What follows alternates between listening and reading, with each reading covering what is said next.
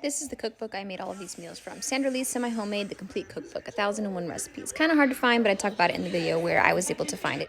I did find mine used. Inside, it's got all these tabbed sections from different categories.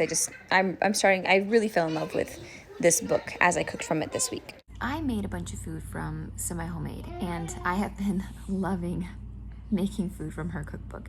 If you don't know, Sandra Lee had a show on Food Network called Semi-Homemade. She uses a lot of shortcut ingredients, which is just essential to my life right now. Some of these recipes can be found online on her blog. If you just Google Sandra Lee and then the title of the recipe, they'll usually come up. I know that there's one in here that doesn't show when I Google it, and it's the mustard crusted chicken, but honestly, after I made it, it wasn't terrible at all. I was just like, oh, this is good. But I'm not like, oh my gosh. And I only really want to remake a recipe if I'm like, oh my gosh. And this wasn't that. I paired these really easy main dishes with easy sides. Dinner this week has just been very easy. I'll show you what the book looks like here. You can find it online, used on Amazon. Search for it and then you click under it and it'll give you an option for used books and it'll show up there. I saw it on eBay, I saw it on Thrift Books, and I saw it on ABE Books also, I believe. If you can't find this huge compilation cookbook, she has several cookbooks available in several places, and I'm just a huge Sandra Lee fan because her dishes are exactly what I need in my life right now. The first recipe I made was lemon herb chicken breasts. My husband really liked these. I was sure to, when I reduced the sauce, salt it. It's really key. A lot of these recipes won't come together if you don't season them properly.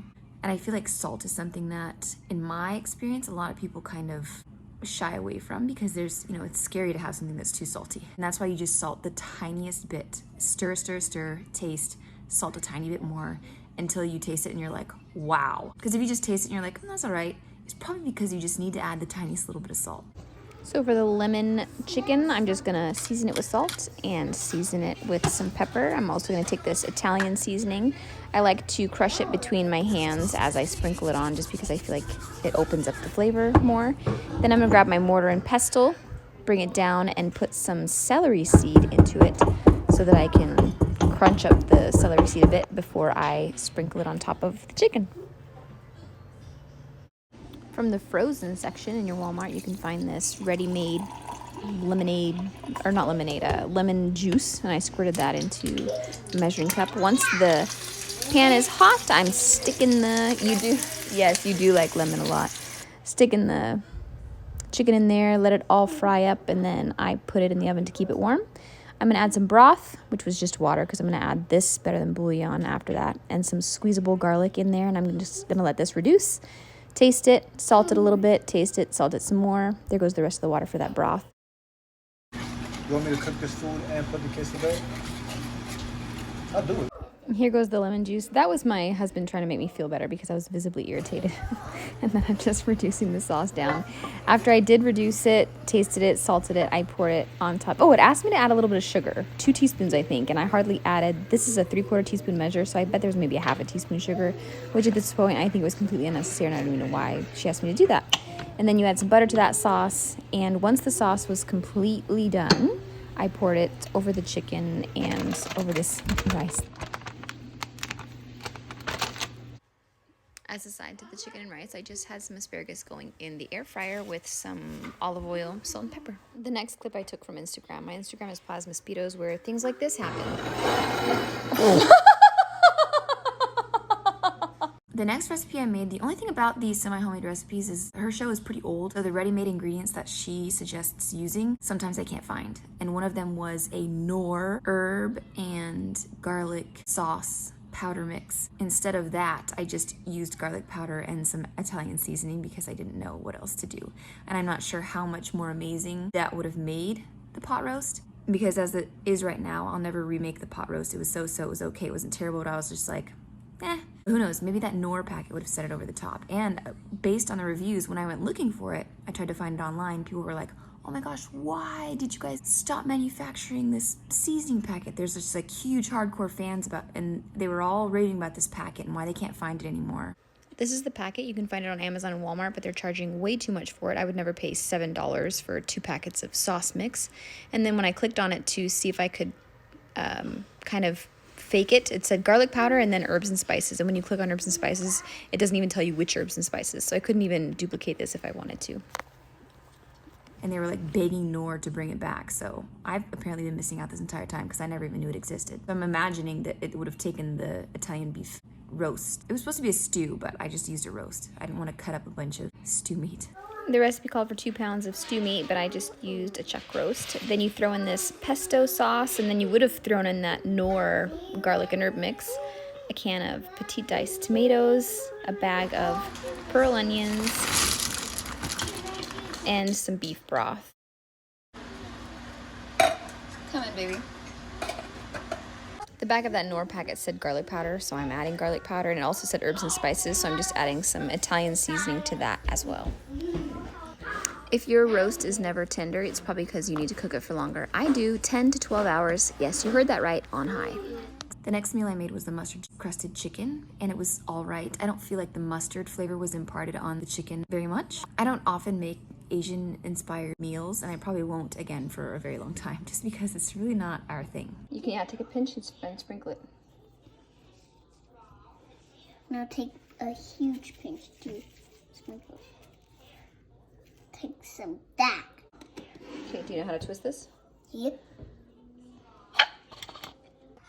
All the way to the top. Kind of squeeze it a little too. Yeah, there you go. Oh, sorry. That's okay, baby. Okay, and one more time. Perfect. I think so. You have to kind of shake it out. Can you tap it on the edge? Yeah, it's coming. There we go. Again? You saw us add salt, pepper, Dijon mustard, and lime juice to that chicken, and I let it marinate. And then I'm just going to quarter this vegetable pack. To the frozen vegetables, she says to add a little ginger to that, and along with the sauce pocket that comes in the frozen vegetables, just to make it taste better. So I put a little bit of sauce in there since I'm only using a quarter of the bag. And then I added a squirt of ginger also. To some butter, I'm just gonna add some squirtable ginger and some squirtable garlic.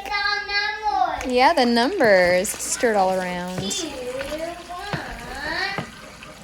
Add those panko crumbs, mix it all around, and then we're gonna pull that off and let it cool so that we can coat the top of our chicken with it.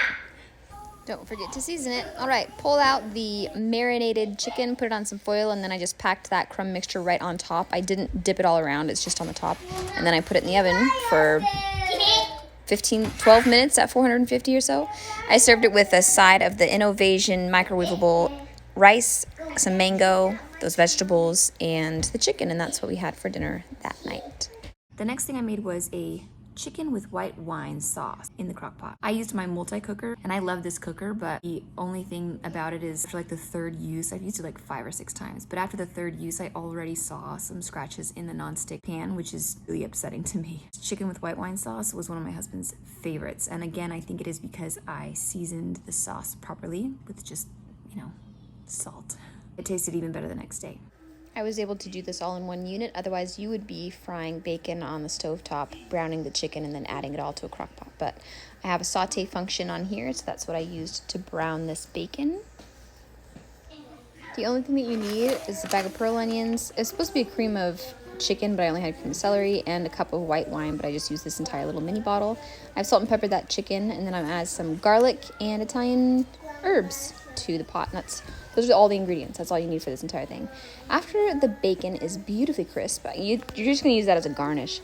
I managed to stuff 5 pounds of chicken thighs, it was a bit crowded, into this multi-cooker. I let it brown on both sides. I kind of had to move a piece of chicken over so I could squirt some garlic in there and let that saute a little bit, and then I just placed the chicken back down and continued to brown the chicken while I added the rest of the ingredients. There go the pearl onions, the white wine. I didn't exactly get to mix it around, but I kind of just mushed it all on top and sort of under it as best I could. And then I put it on the slow cooker function and added that can of condensed soup, put the lid on, and let it go for a few hours.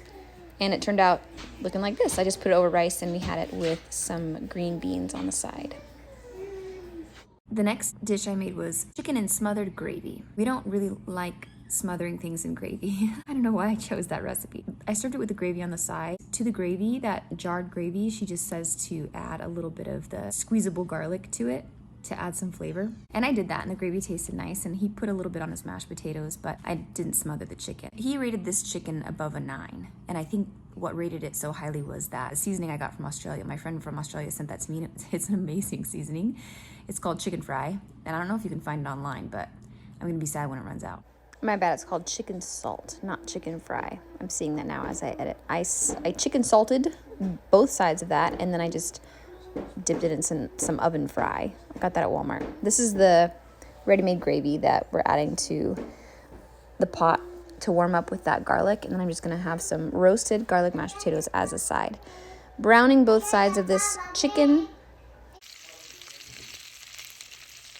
Here I'm showing you the directions where it tells me to smother it. The recipe, I'm going to try to link all of them in the description, but because of copyright reasons, I didn't show the recipes like I normally do. Sometimes I care, sometimes I don't. Apparently this time I cared and I didn't show the recipes, but I'll try to link them the best I can. That's the, well, I guess fried chicken instead of smothered chicken, and we had it with mashed potatoes and corn. The last thing I made was the cilantro marinated flank, but I didn't have any flank steak. I only had skirt steak. This turned out being one of my husband's favorite meals of a lifetime, but he kind of looked at the meal as he liked the components all together, the balance of it, the avocado, the grilled tomato. He loved the steak, and he also liked the beans that I made. I made the beans on my Instagram because it was just a really quick, no recipe type situation, and I didn't even have the right beans. I had white beans instead of black beans, and they were kind of mushy and started falling apart, but he still absolutely loved it. He said in all of our years of marriage, this was probably the best meal I've ever made for him. The steak was delicious. That was like my second or third time grilling ever in my life, but it turned out really great.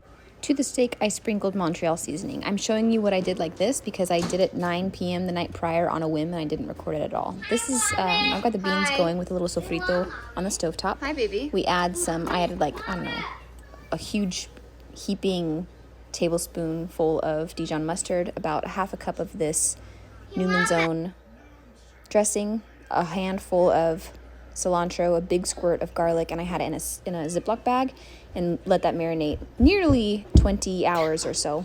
Because I'm brand new to grilling, I didn't know if I was supposed to scrape it off, if the marinade would burn. I didn't know what I was doing. So if you have any tips for a brand new beginner griller, I'd love to know them.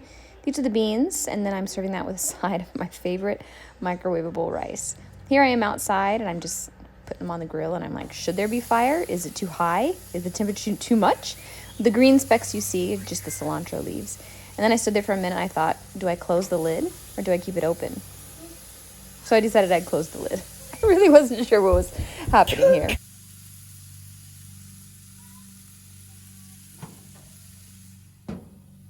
After they were in there to, 5-7 minutes or so, I flipped them over, and then I took my handy dandy thermometer to see how done they were. About 145-ish is medium well. They were like 120. So I decided I'd let them go for a few minutes more. From all the times I've made steak indoors in my life, I know that resting is key. So I let it rest, 15 minutes, because if you cut into a piece of hot steak, all the juices will run out and you won't have a juicy piece of steak. I served that with beans, rice, and avocado, and then last minute I decided to throw the tomato on the grill. Fireworks! With just some Montreal steak seasoning. And it turned out really good. The grilled tomato was delicious.